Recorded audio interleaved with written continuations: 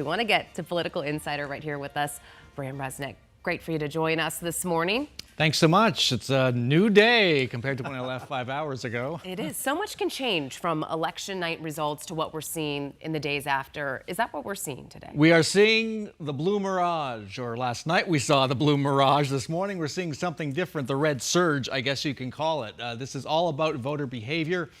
Republicans show up the day of the vote. They vote in person. Democrats fill out their early ballots when they get them, put them in the mail. So yesterday, the first bunch of ballots we saw that showed Democrats way ahead basically showed the results of Democrats and how they felt. Later in the evening and the early morning, we got the results of Republicans vote, and that's what we're seeing right now. They have caught up in many cases. You have a lot of toss-up races.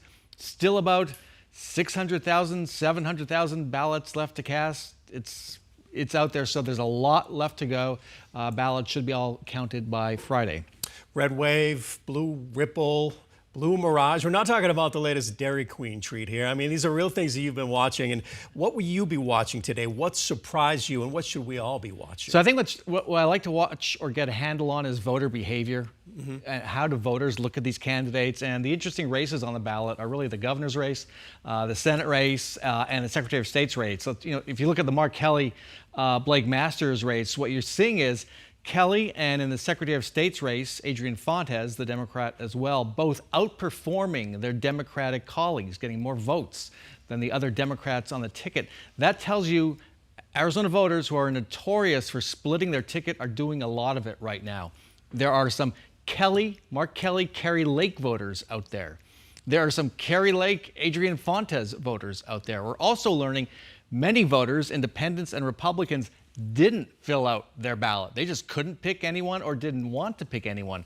That is the most interesting trend. That's one reason why you have to think that Kelly and Fontes have maybe more of an edge than the other Democrats on the ticket in terms of holding on to the office they're running for. And just as we're watching these races so closely, of course, the campaigns are watching just as closely.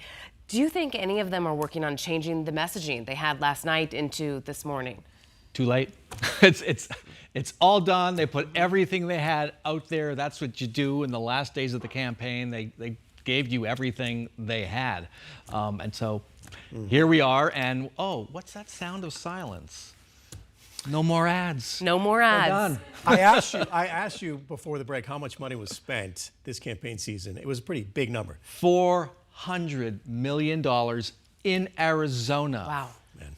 This is my 9th cycle. It used to be that $5 million was a lot.